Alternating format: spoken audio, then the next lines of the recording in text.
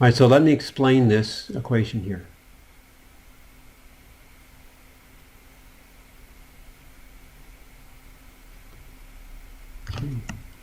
And what I'll do is I'll put an asterisk to indicate that this is explained somewhere else.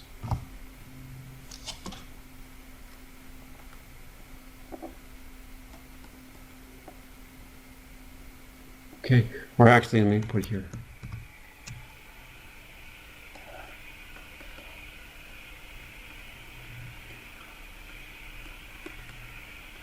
Okay, so I'll put this down here. What is that doing down there? Oh, we'll just do it here. So here's my Picasquarif. And I'll paste it here. Okay. Here we got this. Okay. All right, now what does this look like? This number here is big. Right. This number here is small. Right. Okay. Now, in general, if n is big, we have the following limit.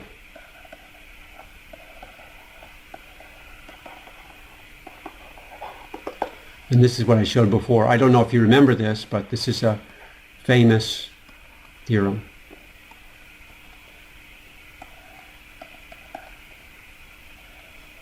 It looks familiar, Okay. yeah. All right, so we want to fit this. So we want x over n to be equal to little a over big A. So that means that x equals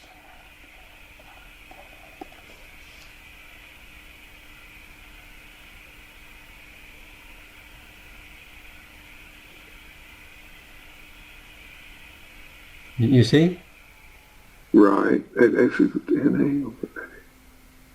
All right. Actually, I'm going to put a phi there because that's what we're using. We're actually using the phi there. Right. And if you remember, this was actually the definition of phi. Phi was the, what do I call it, the area fraction? Something like that? This is the total, this is the area of one circle times the number of circles divided by the total area. So this is a coverage fraction. Okay.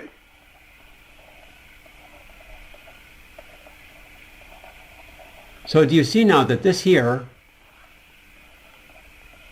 is equal to the coverage fraction divided by n? Right. So I can replace that in there. Oh, So this here is phi.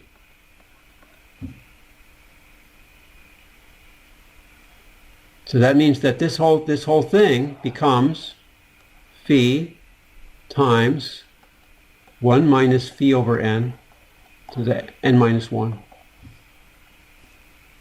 Now you don't have to worry about the minus 1 since this is small. Then this is going to be then that's just going to be approximately 1. So I can write that as phi times 1 minus phi over n to the n times 1 over 1 minus phi over n. And then this is small, so this is close to 1.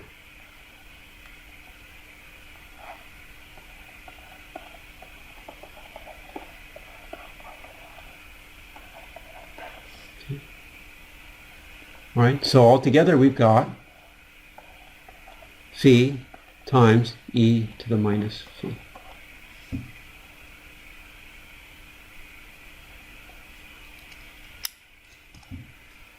And that's the equation we had up here. okay. So we had the 1 over down at the bottom, Right? the 1 over 1 minus phi over n. Yes. That's Well, phi over n is very small. where did that term come from? From the minus 1 here. Oh, oh, okay. I got you. I got you. Okay. So those are actually two terms being multiplied together. I thought you had just stuck that off to the side. No. I mean, Okay. there are actually n minus 1 copies of this. Got you. So Gotcha. I put n copies here, so there's one too many. Okay. Okay. So I have to get rid of that. So that gives me this. So that's the probability that any single point is single covered. Right. Okay, so here it can say, here let's see, probability that a given point, okay, now, I don't remember if you, I guess you started to take probability, but the expected number of single covered points is the probability that each point is single covered times the number of points. Right. So it's a probability that a point is single covered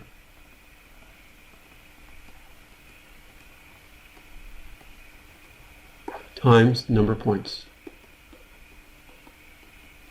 It's the same thing. It's the same idea. If you flip a coin 10 times, if you flip a coin 100 times, how many heads do you expect? It's the very same thing. Okay. Because Gotcha. you've got 50-50 chance. So it's probably 0.5. So expect half of them are heads, right? That's 0.5 Right. times 100. Now if you have a dice, it's the same thing. What's the probability out of 100 throws? How many ones are you going to throw? Well, probably 1 is 1 out of 6. 100 over 6. Right. Right? So, and you've got 100 throws, so you just multiply. Right. 100 over 6. So this is the same principle. Okay.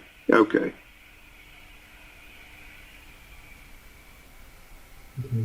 Gotcha. Okay, all right, let's see. All right, so this is the expected number of single covered points. Now, what did I do here? It says a circle does not contain a single covered point if and only if its center is not in the shaded area. All right, so I'm kind of doing things backwards here, but it's still valid. This is the expected number of single covered points. Okay? So let me just take, let's suppose that this is the number of single covered points that I have, and they're going to be placed randomly. Basically, they're going to be placed randomly. So those are these points here. Okay. So the following, so I can just say this diagram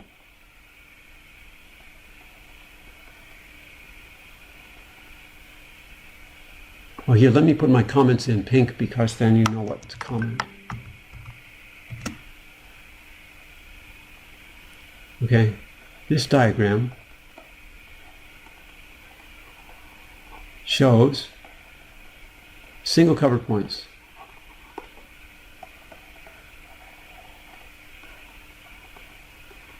And then circles around them. So I can say at the center of circles with area A. So here are all my single covered points. And then I draw a circle centered at that point with area A. Okay. Now, so what you have to think is that, so now we're choosing any random circle, right? We have capital N circles. Mm-hmm. And what I said here is that circle does not contain a single covered point if and only if its center is not within the shaded area. So if I choose a circle whose center is out here, Right. I draw the circle. That's too big. It's the same size.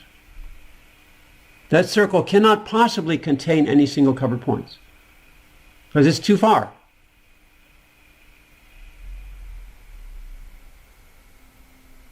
Suppose instead I choose a circle, I choose a center here, and I draw the circle around it. Well, it does contain a single covered point. Right.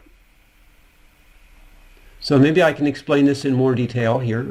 This also, as this, well, here, let's do a different star here.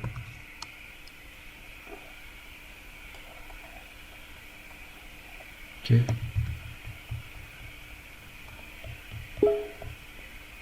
Okay. It's not good.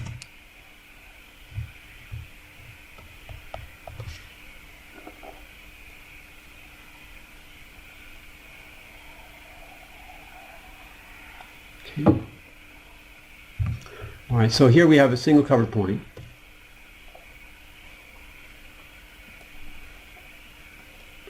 That's a single covered point. Right.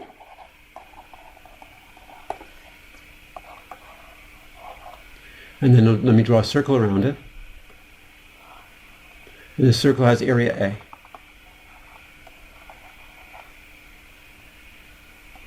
Okay. And then I'll choose any old set. So this is a random set.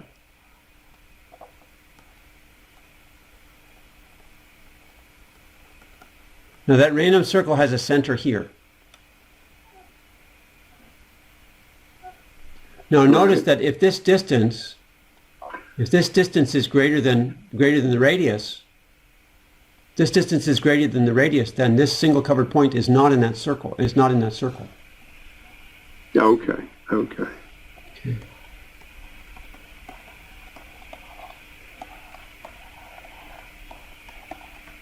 And then the single covered point is not in the circle. Okay, but let me try another circle. Let me do a circle here, with the center here. If the center of the circle is inside this pink circle, then that circle will contain the center. Okay. Okay. Okay, so this is the distance is less than the radius. And then the single covered point is in the circle. Okay.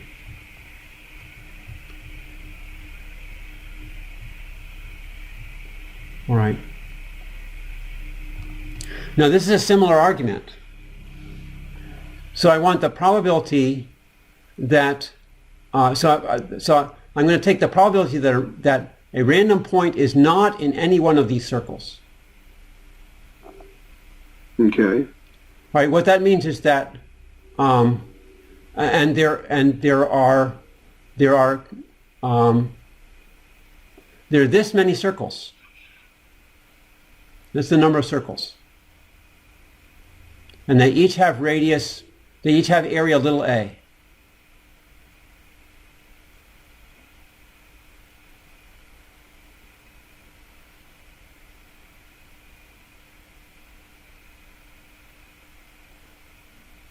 Okay, this is the number of circles. And this is just the area around the points. These are not sets, correct? These are the areas around the points, yes. Okay. And the point is that when I choose a set, its center should be outside of these areas. Okay. And I claim that the probability that this point, that the center of this set, the probability the center of the set is outside these circles is this. Why? Because this here, this 1 minus a here, this is the probability that the point is outside one given circle.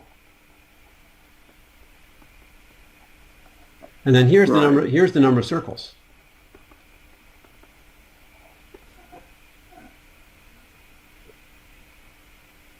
And we're assuming the circles are independent. So you multiply. Right. You want this point to be outside of this circle. That's probably 1 minus a. Probably this outside of this circle, that's probably 1 minus a. Probably outside of this circle, that's also 1 minus a. So you have this many factors of 1 minus a, and you write it this way.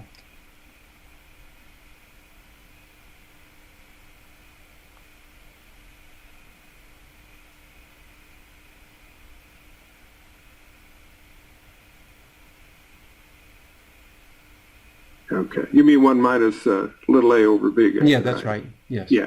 Okay. All right, now, here we have our same old limit. We have 1 minus a small number to a large power. Right. So I'm writing it this way. I mean, I'm using this fact. This is the same as, so this is like my 1 over n, and this is my n. It's the same formula. You can think about it.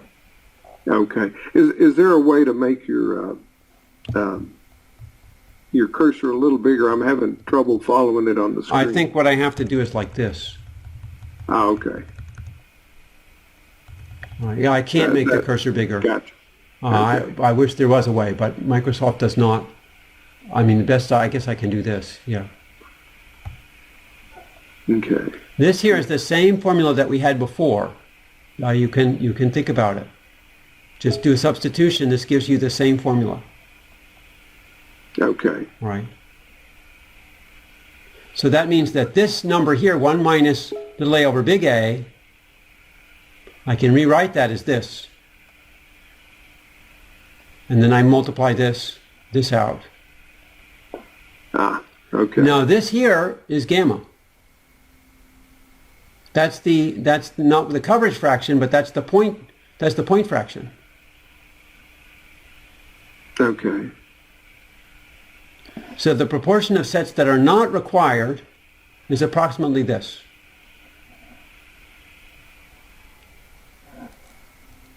Gamma.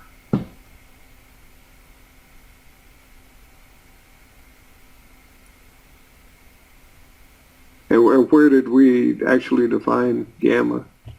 That was up here. Okay, there it is. Okay.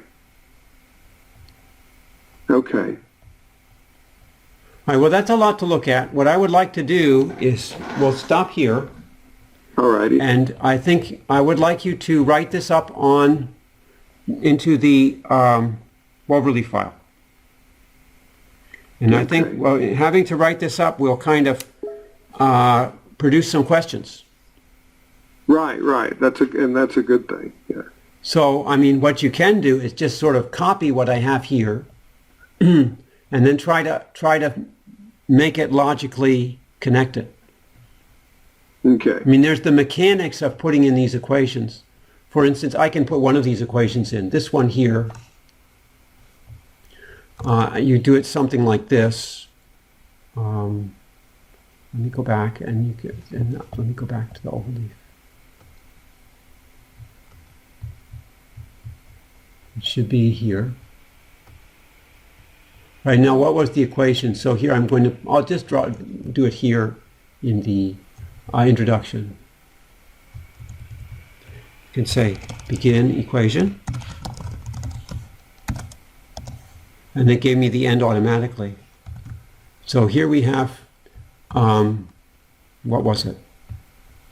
1 minus this. Right, 1 minus. So I can write this.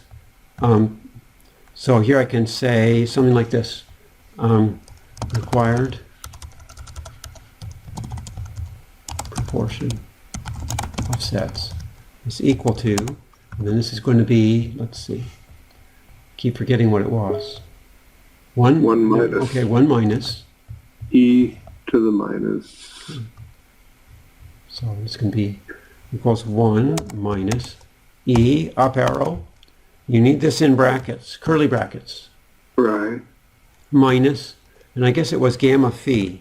Gamma phi, E to the minus phi, right? Gamma phi, and then E, curly brackets, minus phi. And then we have to make sure we close all our curly brackets. Right. There's another one there. And you can see, it's hard to see, but it actually highlights the other bracket here, Okay. just so you can check your brackets. And so let's see what this looks like. It's compiling. Let's see what it looks like. All right, now see, this is not nice here. This is fine, this is not nice. So what this, because I put this inside an equation, I should put a backslash text here. Ah, yes. All right, and you can discover all these things by Googling. Yeah, what you have there is a long variable name, basically. Now I'm not sure why it gives me a X there. I think the X will go away if I just do this. Because there's no need to have a space there. I'm not sure why there is a space there. This keeps popping up, so let's just get rid of this. Okay. Now you can also, you can also have inline equations. An inline equation will look something like this. Like if I want to say phi equals NA over A. You just put a dollar sign. Phi equals NA over A, like that. And that will put the equation in the paragraph. Oh, okay. So there's really two types of equations. So these are separated equations and inline equations. Okay. So if you want to see what that looks like. Now is the logical explanation there of what's in the OneNote file, is that just for me, or will that be text that's included? Well, I guess what you have to think about is your audience. Okay. And your audience is people like you. So you should be thinking, how would you explain this to a peer? Okay. Okay. How would you explain this to someone who's about on the same level as you? Okay. So yeah, don't just throw the equation up there and say that it's obvious to the most casual observer how we came up with it. Yeah.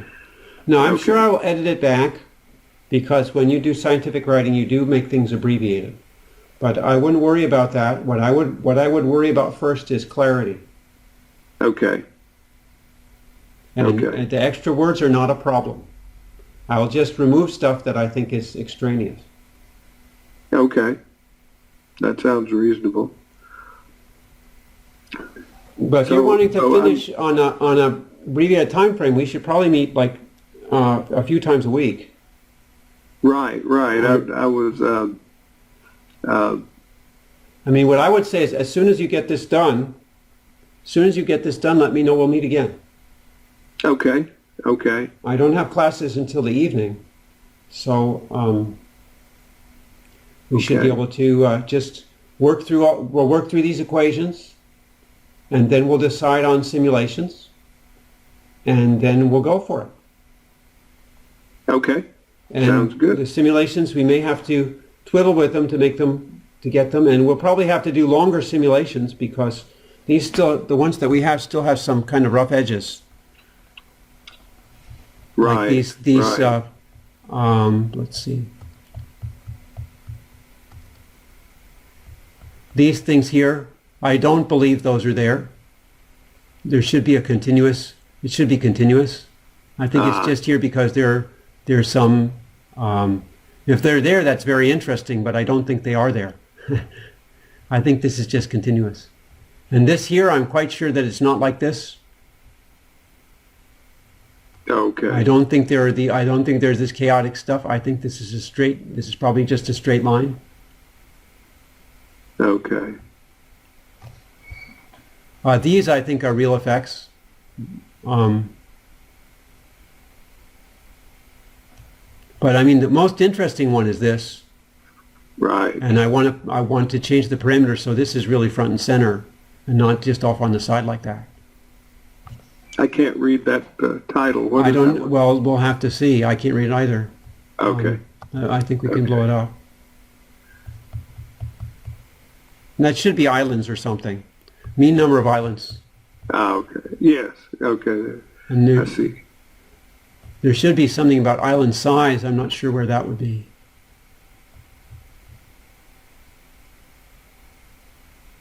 Okay. Okay. So I will proceed. I guess if I have some minor questions, I'll just shoot you an email or something. And if I need to talk with you, I'll flag you on that. Okay. All right. Sounds good. All right. Sounds good. All right. Okay. All right. Good. So you have the OneNote, and I will put this.